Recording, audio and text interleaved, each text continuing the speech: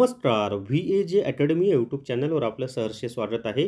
या ठिकाणी पहा, गणिताचा प्रश्न आहे 3x - 15 - 6 = 0, तर x बरोबर किती? आता हे कसं सोडवायचं माहिती आहे का? तर इथे लक्षात ठेवा, दोन संख्या जर ऋण असतील तर त्यांची बेरीज करायची असते आणि आलेल्या बेरजेला ऋण चिन्ह द्यायचं असतं.